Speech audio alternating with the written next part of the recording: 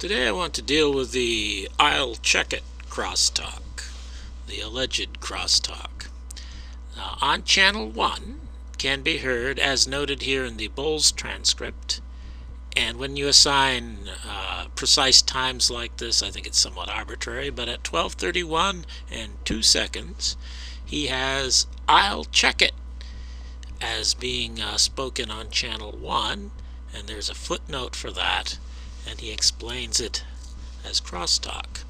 The "I'll check it" is the last of number 4's, Deputy Chief Fisher's, communication with number 125 Captain Lawrence on channel 2, and picked up by the open mic on channel 1. See channel 2 transcription 12:31:04. Also see, alright. So what this means is Captain Lawrence, number 4 on channel 2, said "I'll check it." And if you go there, you will see that the transcript on the McAdams page here has him say that. And if you listen to the recording of channel 2, the part that's available, you can hear him say "I'll check it." I'm at the trademark now. He's back out that way. I'll check it. Tempo. There's no doubt Captain Lawrence said "I'll check it" on channel 2. The question is this on channel 1 actually his crosstalk? That is, that was picked up by an open mic. See, the way the open mic works is if you've got two radios nearby, and the one is broadcasting, or one is receiving and putting out channel 2, and the other one has the microphone open but is on channel 1, you can hear a broadcast that was originally on channel 2 going out on channel 1 and then being recorded on the channel 1 Dictabel recording. So that is what Captain Bowles is saying this is. And this may seem arcane to some people, but it's very important in timing where on the Dictabel recording the shots occurred. I do not subscribe to the shots having been recorded on the Dictabel recording. I think it's clear that the microphone, the open mic, was not in Dealey Plaza. But it's also important to timing when the assassination occurred on the Dictabel recording for other reasons that I've talked about before. So it may seem arcane, but it's very important to know. I mean, if this is actually crosstalk, then that means the assassination hasn't happened yet, because this transmission comes before JFK was shot. It's just as Curry says they're approaching the underpass, and before he says let's go to Parkland Hospital. So if it's crosstalk, then it has to come before JFK was shot. I think it comes after JFK was shot, and that it's not crosstalk. Now, listening to it, it sounds like it could be somebody saying "I'll check it." To me, it sounds kind of like "All right, Cheney. All right, Cheney." That's a bias of mine, because I think Officer Cheney was doing something and perhaps was being cued to do something else at this time. But whatever it says, it sounds like it has a different intonation than the genuine "I'll check it" from channel 2. So I'm going to play them one after the other here to allow you to judge for yourself. It certainly could be "I'll check it," but it sounds like a different voice and a different intonation of whatever's being said. I'll check it. I'll check it. I'll check it. I'll check it. I'll check it. I'll check it. Now, just going with "I'll check it," it sounds like a different intonation. As I said, the first one, channel 1, sounds like "I'll check it," and the second was "I'll check it." I'm not doing it very well, but it seems to go up in tone on the first one and go down in tone at the end of the last one. I'll check it. I'll check it. I'll check it. I'll check it. I'll check it. I'll check it. And experts agree, though for different reasons. This is from the Sonalists Incorporated analysis done in 2013.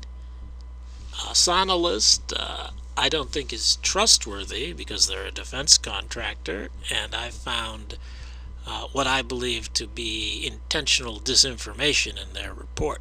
However, I think they do a pretty good job with this. I'm not sure about their ultimate conclusion. They may be right, but whatever, they don't think this is crosstalk.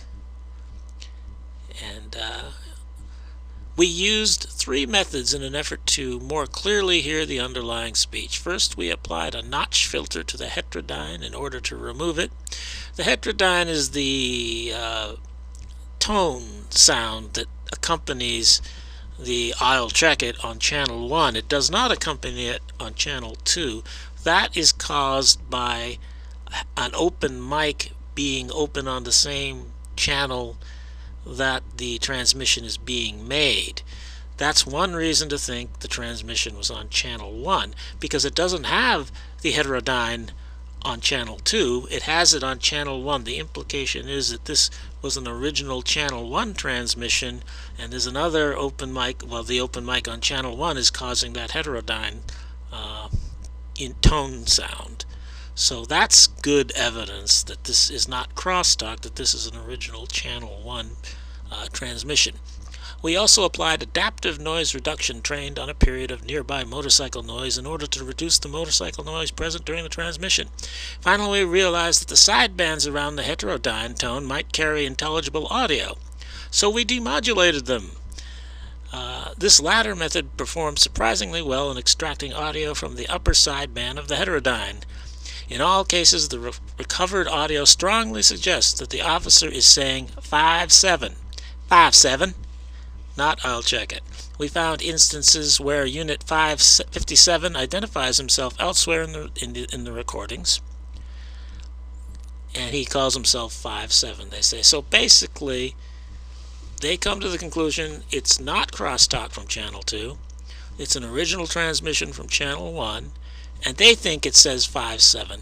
And I didn't do it exactly the way they did, but I used my own audio software that comes with my video editor, and I actually got it to sound like 5-7 too.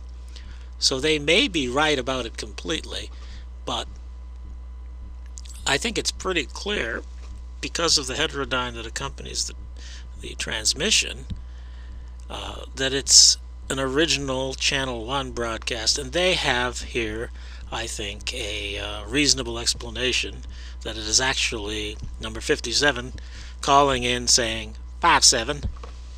And now I'll play my version. That is, I use the noise reduction I have, and I use the graphic equalizer, and I think I got there 5-7 too.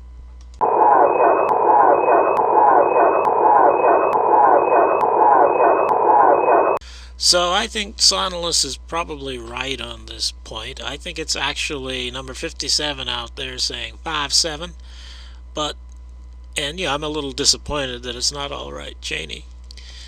But the really important point is that it's not crosstalk from channel 2. And since all the evidence indicates, in my opinion, that the assassination actually occurred before the 5-7 transmission, then that's important, because if this really was crosstalk, it would disprove that. It would prove that the assassination had to happen after the 5-7 transmission. But my analysis of the dicta belt in non-technical ways, but some of it's technical, but my analysis concludes that the assassination occurred before this transmission.